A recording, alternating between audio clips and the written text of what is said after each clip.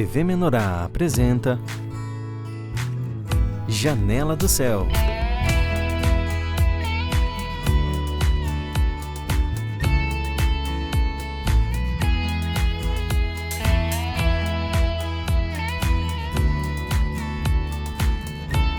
Janela do Céu.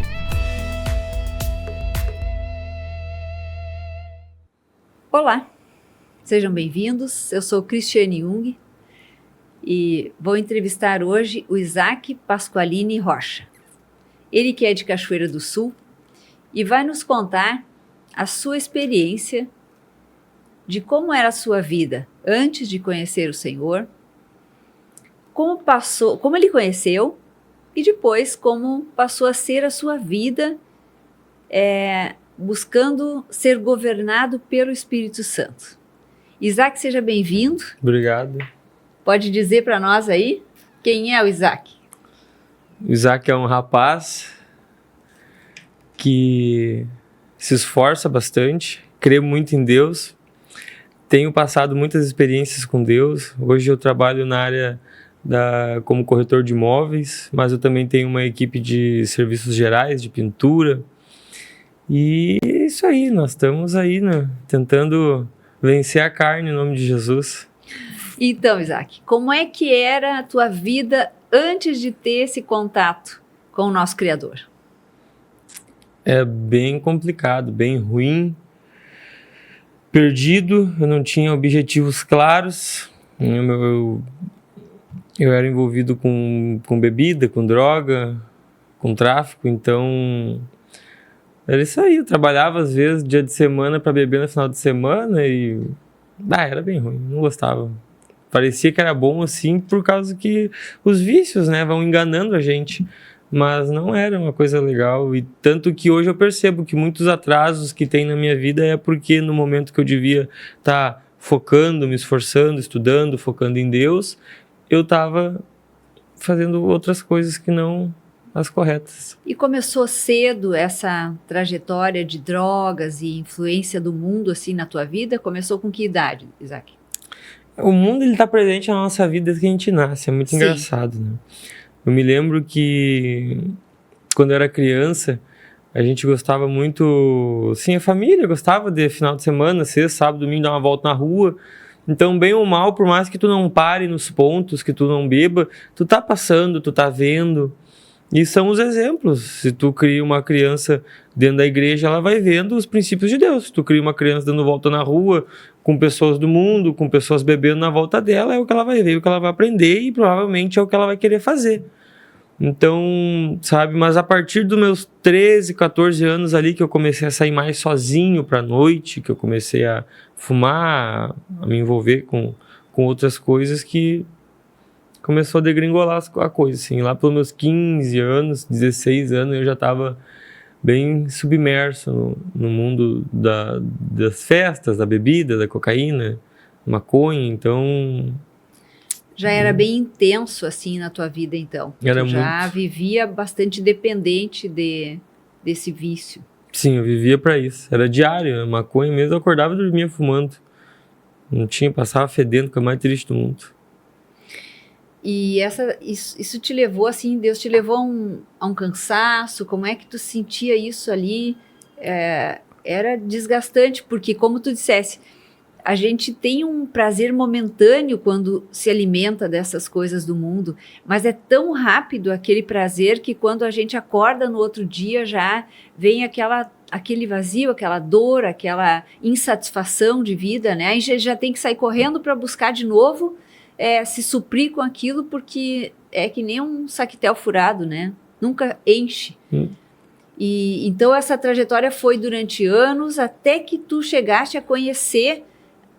Alguém te apresentou Jesus nesse meio tempo? Com que idade tu tinhas quando alguém te apresentou? Como que foi, Isaac? O meu avô, eu tenho 24 anos, o meu avô é pastor há 26, se não me engano. Quando eu era criança, eu ia para Santa Cruz, ele era pastor de Santa Cruz, eu ia para lá. E até ele se arriava, né, que eu ficava um mês lá, assim, a partir do 15º dia eu já estava afiadinho, eu gostava de ir nos grupos. Só que era muito pouco o meu contato, quando eu vinha para Cachoeira eu já não tinha tanto contato. E depois que eu fui ficando mais velho, eu já fui me afastando, assim, não fui indo tanto. E o contato maior que a gente tem geralmente é o que vence, né? Então, chegou um momento que eu já conhecia Deus, eu sabia eu sabia quem era Deus. Até hoje não sei bem o que Ele quer comigo, mas sei o que Ele quer que eu faça e me esforço diariamente, constantemente, para estar nos princípios que eu aprendo dele. Então, chegou um momento, como tu mesmo falou, que eu já não aguentava mais. Eu estava muito triste, muito depressiva, minha vida não tinha sentido.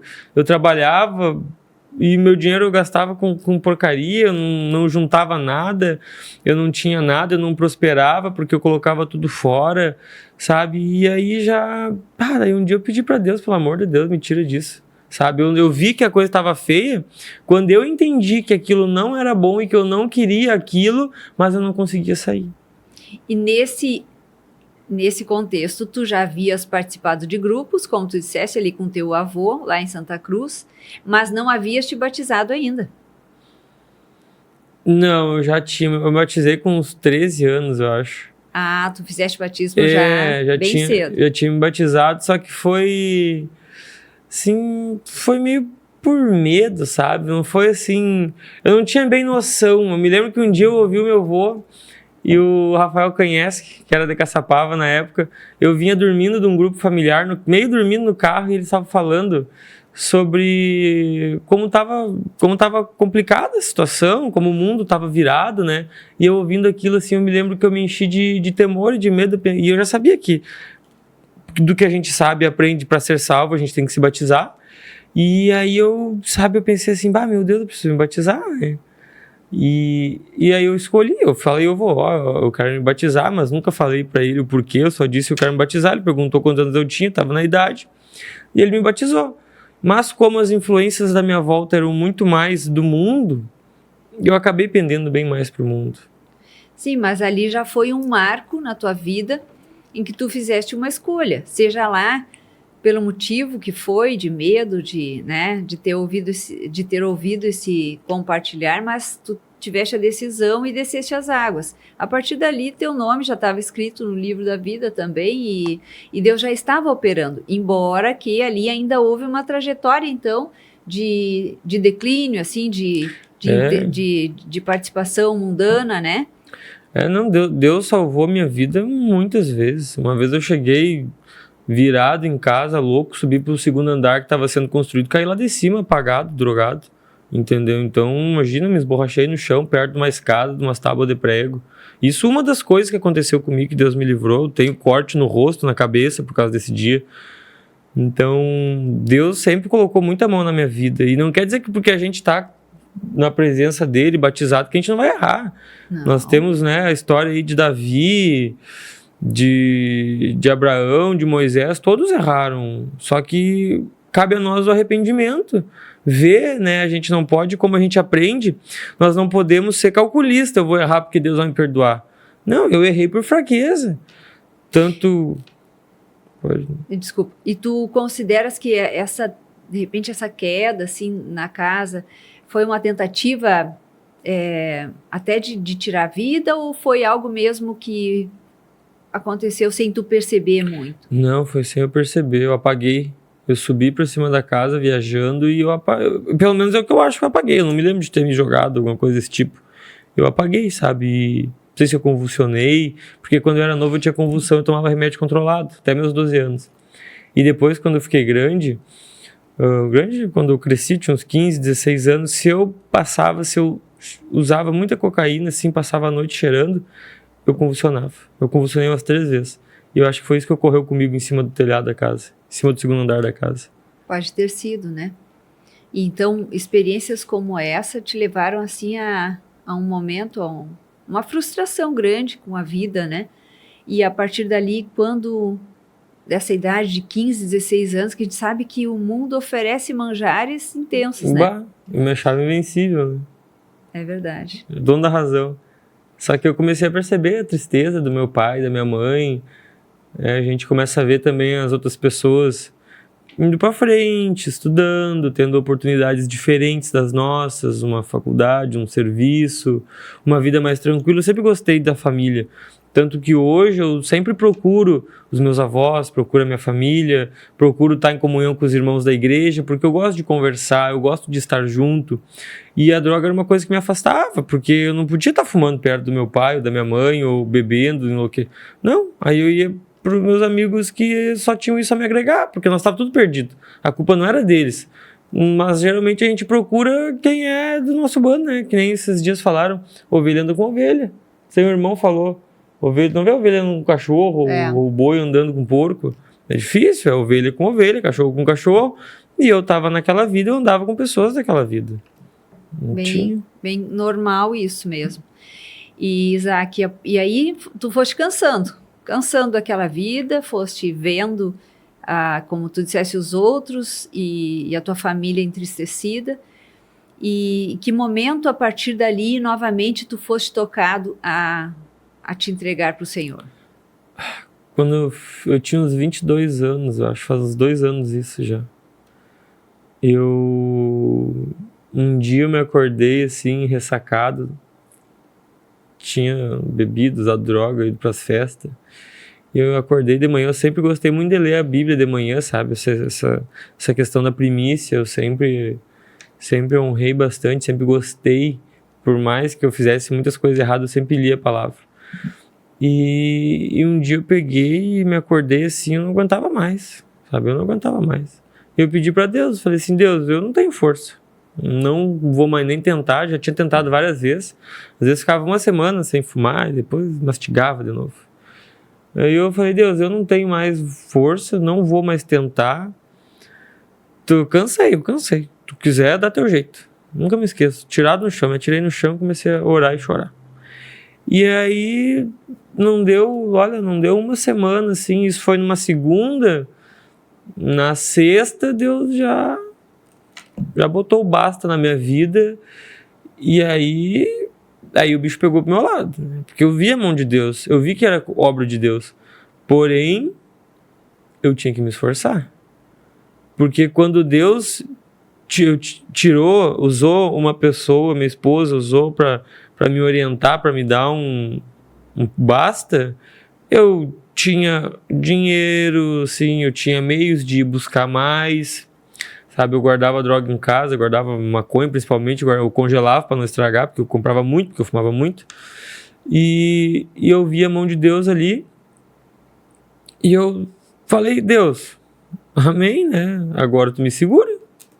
E eu comecei a fazer minha parte. Desde aquele dia eu comecei a jejuar intensamente, eu comecei a buscar intensamente, e aquilo mudou a minha vida. Eu orava 3, 4, eu lia, orava, buscava a palavra 3, 4 horas por dia, e isso trabalhando.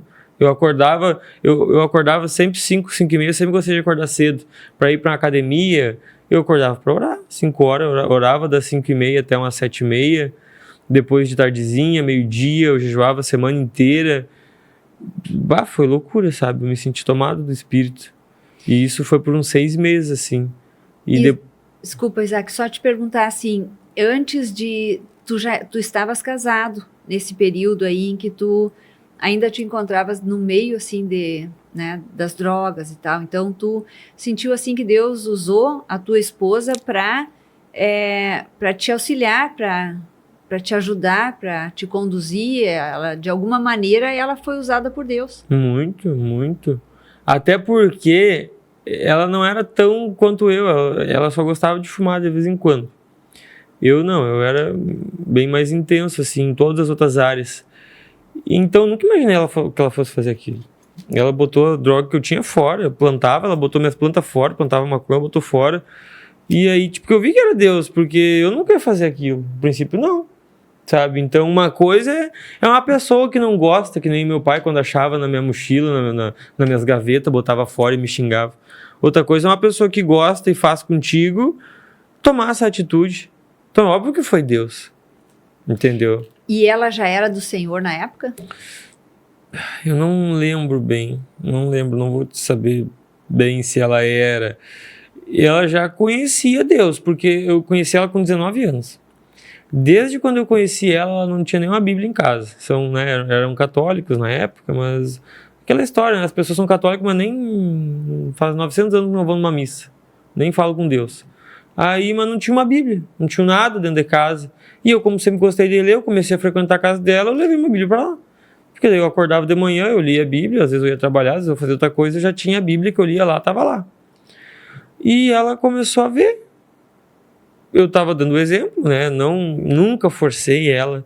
Porque tu tem que vir ou não. Tanto é que eu fazia um monte de coisa errada. E ela começou a ver, ela se interessou por aquilo. Eu disse, mas o que é esse guri, né? Todo dia de manhã ler, às vezes de noite, às vezes.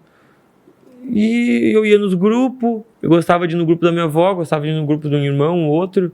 Isso tudo, olha, irmãos, vocês que estão nos assistindo, como é importante a gente perceber a alimentação espiritual, como ela faz a diferença mesmo, né? Porque às vezes a gente pensa, tem uma pessoa passando dificuldade, o que eu vou fazer? Eu vou levar a vida, que é a palavra de Deus, para essa pessoa.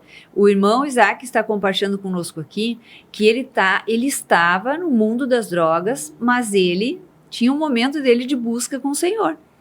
Então, imagina, né? Às vezes a pessoa larga tudo, não quero o Senhor, vou cair E ele não. Está contando aqui para nós que ele tinha a experiência de estar no meio das drogas, mas ele buscava a palavra, lia a palavra e aquilo ali fez diferença na vida dele também. A partir dessa experiência que ele contou agora, em que ele caiu e orou e clamou, né? A palavra de Deus diz isso, clama a mim e eu vou te responder, vou te dar coisas grandes e ocultas que tu não conhece. Então, a partir dali, tu notou assim que com a separação desse material todo aí de uso de tóxicos e, enfim, tu começaste a buscar mais, não só em casa, mas também na igreja?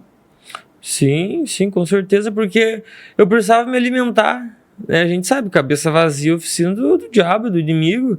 Eu precisava me ocupar. Aquele tempo que eu fazia coisas erradas, o que eu ia fazer com aquele tempo? Eu já sabia que era Deus que estava me movendo na minha vida. Então eu precisava me dedicar para Ele. Como é que eu vou saber o que Deus quer se eu não busco Ele?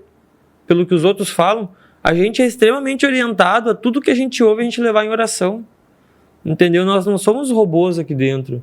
Não, quando a gente ouve uma pregação, quando a gente ouve uma palavra, a gente tem que chegar em casa, jejuar e orar. Porque o engano está aí. As pessoas muitas vezes não nos enganam porque elas são más, porque o inimigo está usando elas. Então eu precisava, aquele tempo que eu fumava de manhã, de tarde, de noite. Eu lia a palavra antes. De manhã eu acordava, lia a palavra, depois eu fumava. E então eu precisava me ocupar. O tempo que eu fumava eu fui ler, sabe? Antes eu falo uma coisa e as pessoas riem, até esses dias brincaram com a minha esposa. Ela ficava brabo comigo, por causa que antes de eu conseguir me libertar de verdade, eu pegava e eu ia pro fundo do pátio com baseado, um cigarro de maconha, e eu botava um Nutrivídeo e eu ficava ouvindo e fumando. O Sérgio falando do meu lado e eu, né? Mas eu tava ouvindo, sabe? Eu sabia o que Deus queria, só não tava conseguindo ainda. E Deus me deu um empurrão. E o que eu fiz? Eu firmei. Hoje, não vou dizer que eu não tenho vontade, eu tenho vontade. Só que se eu tiver vontade e estiver dentro da igreja, é bem dizer impossível conseguir. Agora, se eu tô com vontade, tô lá no barzinho com meus amigos. Facilita. Óbvio. O nosso ambiente diz muito sobre o que a gente é ou vai ser. Isso é verídico. Quando eu era mais novo, eu não aceitava isso porque eu era ignorante, ruim, duro. Hoje eu percebo que eu não sei nada. E que o ambiente facilita, sim, ajuda, entendeu? Então, se eu tô com vontade, eu não posso ir. Se eu tô com vontade de beber, eu não vou para uma venda, para uma bodega, eu vou ficar em casa, eu vou orar, vou pedir para Deus, me segura. Tem um ditado do mundo que diz, né, Isaac? Diga-me com quem andas e te direi quem és. É a história da ovelha, né? Que anda com ovelha. O apóstolo, acho que falou uma vez, deu um testemunho que logo que ele parou de sair também, que uma vez ele estava enlouquecido, queria sair, pegou a chave da casa, tocou fora, escondeu, uma coisa assim. Então a gente nós temos a nossa parte porque nós não somos robô. É muito fácil para Deus pegar e fazer o que quer com nós, mas não. Ele nos dá a opção, eu tenho isso e isso para ti, tu quer? Eu quero. Tanto que Lúcifer era anjo. Aí o ego e a soberba entraram nele e virou o diabo. Escolheu, né? Escolheu. E aí, Isaac, a partir daí, busca e a partir daí tu começaste a perceber que não precisava mais fazer uso daquelas drogas? Com certeza. Além de perder tempo, saúde, perdia dinheiro e inteligência, ciência, né? Porque quando tá chapado não absorve muita coisa. Engana o mundo hoje em dia. Infelizmente a gente sabe que as nossas universidades, principalmente as federais, estão muito comprometidas pelo sistema do mundo, os colégios, a internet.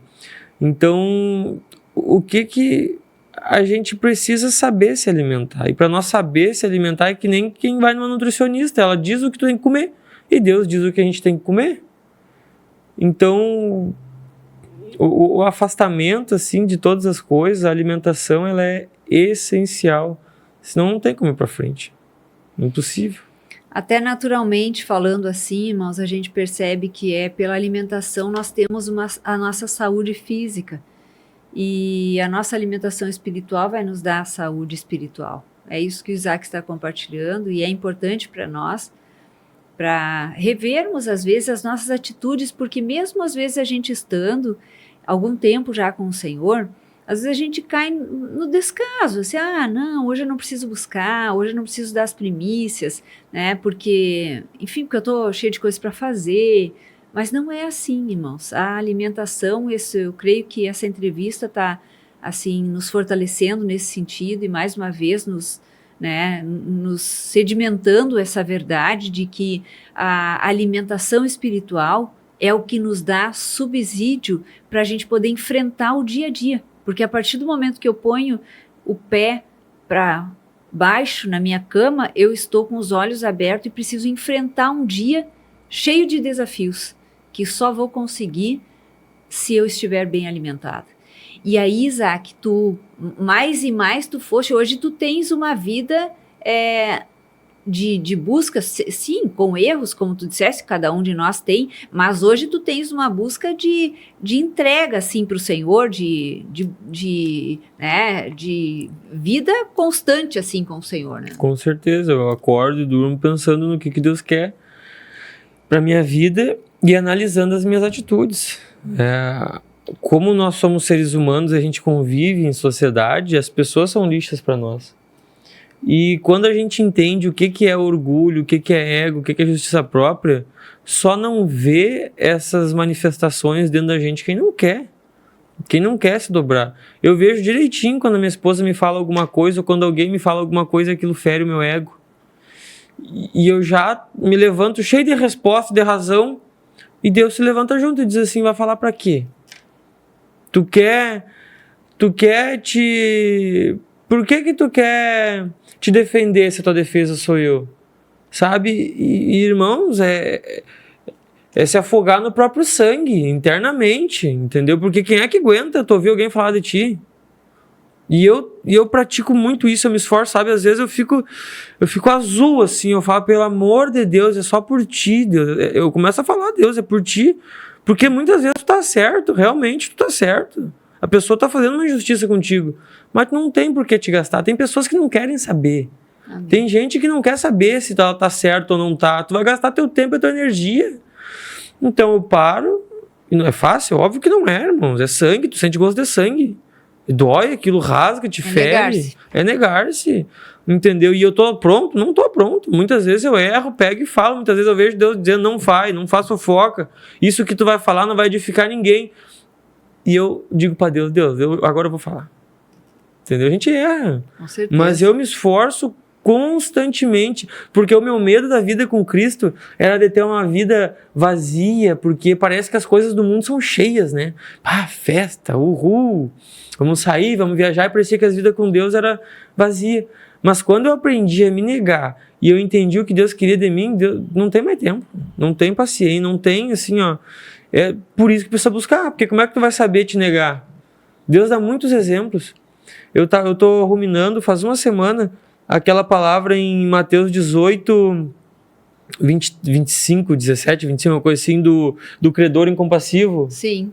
Aquilo é uma bênção. É uma bênção, né? Uma bênção, aquilo é Jesus. Jesus nos perdoou e a gente não perdoa os outros.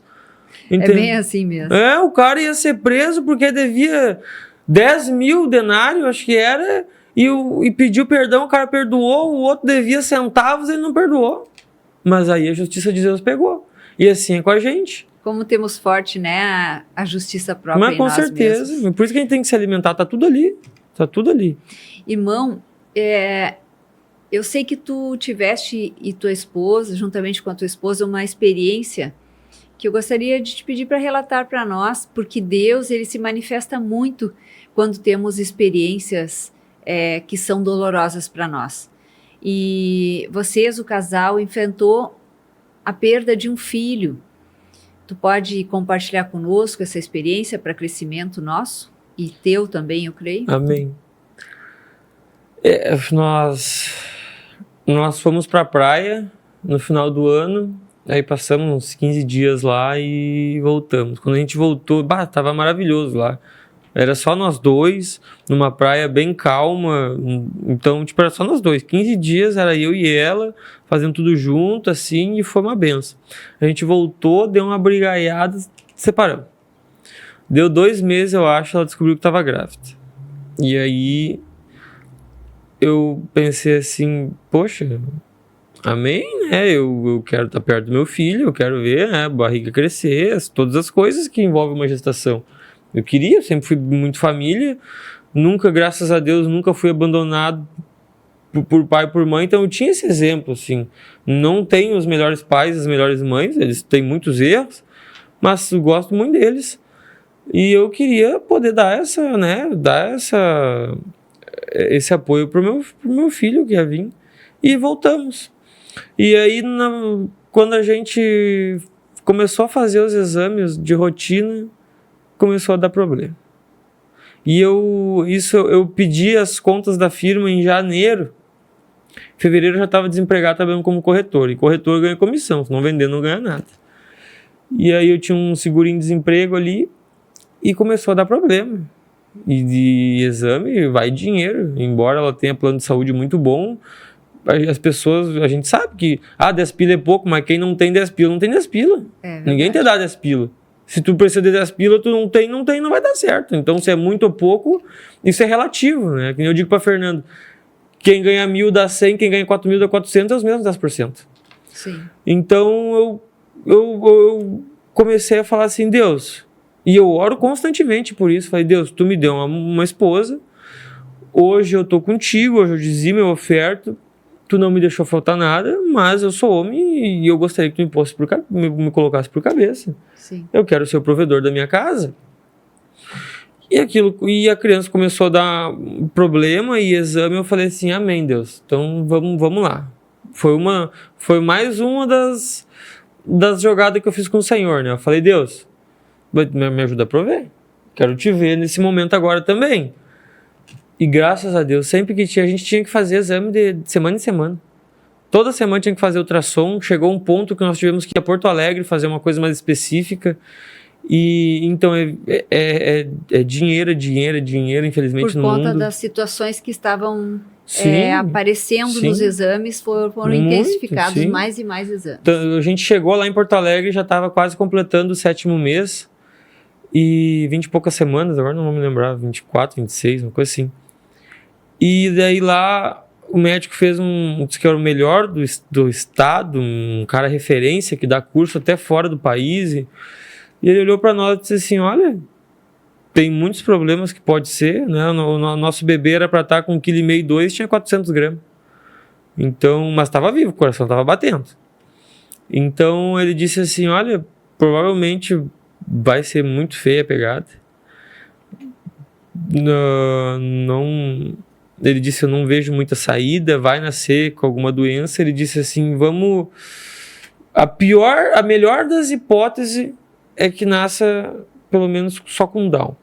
Podia nascer sem um pulmão, sem um rim, ou com coração, com sopro, com furo. Assim, tudo que tinha para dar errado era placenta, cordão umbilical era para ter 2 ou 3 artérias, veia tinha uma para alimentação da criança. E tinha para dar errado, dava errado. Cada exame tinha um erro novo. Irmão, e ali naquele momento ali, que diferença estava fazendo o Senhor na vida? Total, né? Tanto que o médico, o galo velho, o Bambambam, olhou para nós e disse assim, eu tenho que dizer para vocês, muitas pessoas vêm aqui e E eu, se vocês quiserem, eu tenho que indicar para vocês fazerem o aborto. Se vocês não quiserem ter. De maneira clandestina, né? Porque no Brasil ainda é proibido. A gente olhou para ele e disse assim, olha, doutor, muito obrigado pela tua atenção, mas nós confiamos em Deus, e enquanto estiver batendo o coração do meu filho aqui dentro, é Deus que sabe. Tudo bem os exames, mas a última palavra é de Deus, né? Sim. E a gente pegou, apertou a mão dele, virou as costas e veio embora. E a gente orava e pedia para Deus, porque eu não tinha condição nenhuma de criar um filho, e nem a Fernanda. Principalmente psicologicamente, principalmente uma criança doente. Porque é difícil. É muito mais complicado, sim. Não adianta, né, que hoje em dia enfeitam a imagem da pessoa do obeso acima do peso. Não, tá errado, é doença. Regula. E uma criança doente, ela exige mais dos pais, sim, exige mais, tanto financeiramente quanto muitas coisas. Mas vocês mantiveram, irmão, aquela decisão em Cristo, porque é uma decisão difícil, né? Diante até de uma proposta como a que vocês receberam, mas vocês nem relutaram quanto a isso. Não. É Deus quem está no controle, é o Senhor quem sabe de todas as coisas, e mantiveram firme essa decisão até o final. Com certeza, mas porque aquilo que eu falei a gente não pode fazer as coisas de modo calculado. A gente sabe que está errado. O aborto, tirar uma vida, não pode. A gente não sabe, a gente não é Deus. Deus quiser, Deus não levantava os coxos. Eu tinha fé. Eu tinha fé até o último minuto. Quando o médico disse que o meu filho estava morto dentro da minha esposa, eu orava para Deus, eu dizia assim, Deus, a hora que essa criança nascer, quem sabe faz nascer com vida, né? Até o último minuto, assim, até o momento que ele estava lá na sala sozinho, eu falava assim, bah, Deus, e se ele chorar, né? Mas Deus não quis, e amém. Tem um louvor que fala uma palavra, que Deus faz a ferida e ele liga. Então, é Deus, é tudo Deus na nossa vida, sabe? E isso só aumentou a minha fé. Às vezes eu tô triste, às vezes eu tô para baixo, às vezes tem um pouco mais de conta, um pouco menos de dinheiro, mas é Deus, sabe? Se a gente lê a palavra e não confiar em Deus, nós estamos fazendo errado. É bom, né, irmão? Não tem por que nós estar aqui dentro.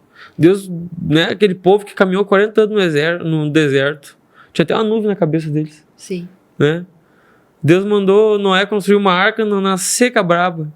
Entendeu? Davi, era o mais franzino, quando ainda fugiu, se juntou só Jaguara com ele, só, né, os valentes de Davi eram os sem vergonhas, os devedor.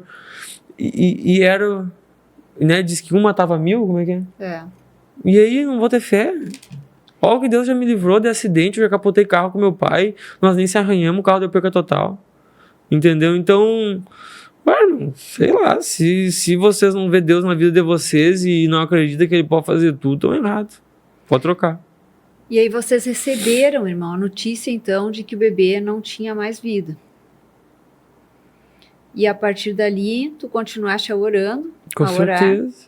E Deus se encarregou de fazer o que era necessário ali para que a irmã tivesse o bebê, enfim, que ela expelisse o bebê, não é isso? Sim, foi muito rápido, sabe? As pessoas diziam que às vezes as mulheres ficam não sei quantas horas em trabalho de parto, não sei o quê. A gente baixou o hospital, acho que na quarta, e daí quarta, quinta de manhã, entraram com a medicação, com o Citotec, e na terceira aplicação do Citotec ali, ela começou a sentir um pouco de dor, aí começou a doer assim, daí a enfermeira ainda disse, não tem dilatação, tá doendo. Aí ela disse, precisa de no mínimo 5, 6 centímetros de dilatação para tirar o bebê, uma coisa assim, e é um centímetro por hora, um dedo por hora, não me lembro como é que é. E eu pensei assim, olhei no relógio, vai no mínimo mais 12 horas essa guria sofrendo aí, né? E eu, me sentei e fiquei ali, e ela uma hora gritava, chorava, e aí daqui a um pouco deu uma meia hora assim, daqui a um pouco veio a enfermeira e deu um buscopão, uma coisa pra dor na veia dela, acho que, olha, não deu uma hora, expeliu, sabe? E ela tava na cama, assim, ela gritou, Isaac, nasceu. E eu falei, que jeito? É que Deus te deu essa graça, eu falei pra ela, porque eu tava esperando que ela ia sofrer muito tempo ainda, né? Eu tava lá num canto, só ouvindo. A hora que eu me levantei, tinha acontecido mesmo, sabe? Aí eu chamei a enfermeira, elas vieram, assim. Foi, sabe, Deus cuidou da gente também, porque ela podia ter ficado muito tempo ali sofrendo. Nós optamos por não fazer cesárea, porque a cesárea, além de ser uma cirurgia bem agressiva, quanto tempo nós ia ficar ali com aquela marca ali, lembrando mais o resto da vida, né? Sim. Então, pelo menos o parto normal, Deus já nos fez para ser assim, e saiu dali, nós já saímos caminhando e fizemos o velório da criança e amém, até hoje. Sabe, a gente tem as roupinhas dele lá, mas é Deus. Não sei, acho que ainda não entendi tudo sobre o que Deus quis me mostrar naquele momento, mas é uma experiência que eu tenho e sempre que eu lembro, Deus quiser, a hora que Deus quiser me falar, Isaac, ó, aquele dia foi por causa disso, por causa daquilo. Aprendi muitas coisas e creio que tem muito mais para aprender. Nada é em vão na nossa vida, tudo coopera para o bem, né? Com certeza, mas a gente percebe, né, irmão, que nesses momentos de angústia, são os momentos em que mais Deus tem oportunidade, assim, de fazer alargar a tenda dele dentro de nós, né? Infelizmente, é assim que se processa, né? E o teu relato aí tá comprovando mais uma vez isso. E a partir daí, irmão, com certeza outras experiências, mas eu sei que essa foi bastante importante na vida de vocês.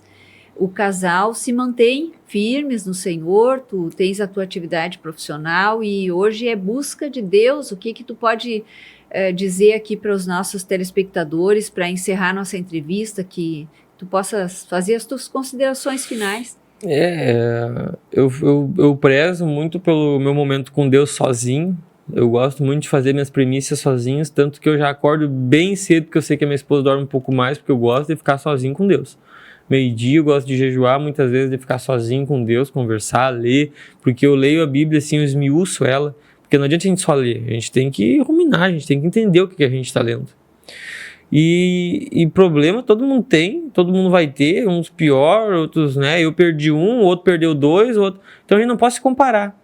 E assim, a diferença hoje na minha vida é que eu tô com a pessoa que pode solucionar todos os meus problemas, basta me entrega. Quando eu vejo que tem um problema, quando eu vejo assim, Deus, eu acho que não vai dar, eu me acalmo e digo assim, Deus, tá na tua mão, eu vou fazer a minha parte. Deus, eu preciso de dinheiro, eu trabalho, então me arrumo o trabalho. Eu não vou me atirar para trás e vai cair do céu, não. Tanto que quando nós estávamos lá dentro do hospital, horas a gente chorava, horas a gente ria, e uma hora entrou o padre lá, que ele visita o hospital, né? Entrou o padre lá, abriu a porta, achei que tava vindo para um velório, não sei o quê, nós rindo ali, comendo, porque nós estávamos com Deus. Não é que não vai doer, não. Mas é diferente, a vida com Deus é diferente, porque tá tudo resolvido, irmão. Basta a gente tomar posse.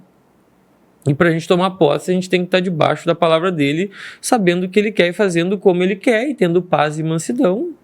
Né? Davi era rei, mas ele também ia para o campo de batalha. E tanto que quando ele quis se aposentar um pouquinho ali, ele se envolveu com a Betseba, né? Sim. E já deu um baita de um... Então, a gente tá na batalha, a gente tá na luta, nós temos a graça, nós temos o poder de sermos chamados de filhos de Deus, nós já somos marcados e é só pra frente. Nenhum poder pode nos abalar mais do que a alegria de ser filho de Deus.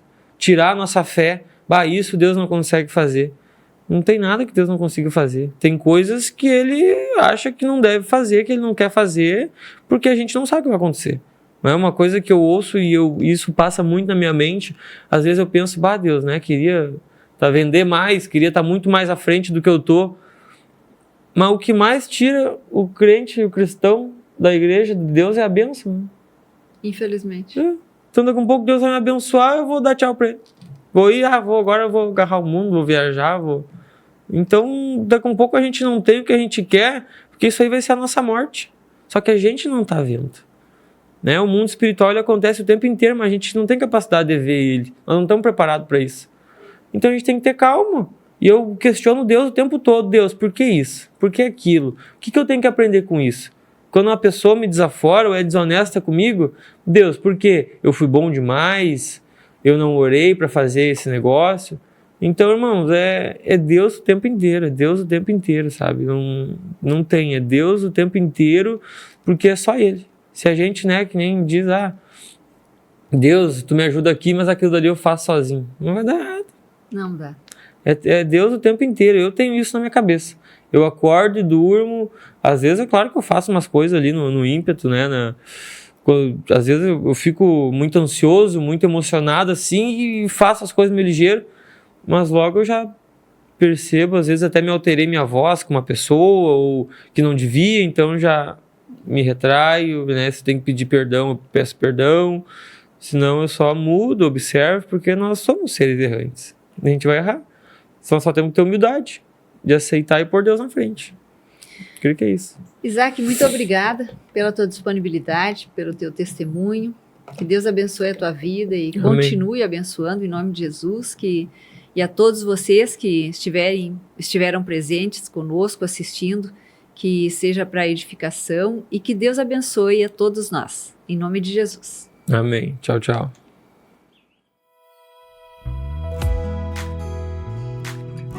TV Menorá apresentou Janela do Céu.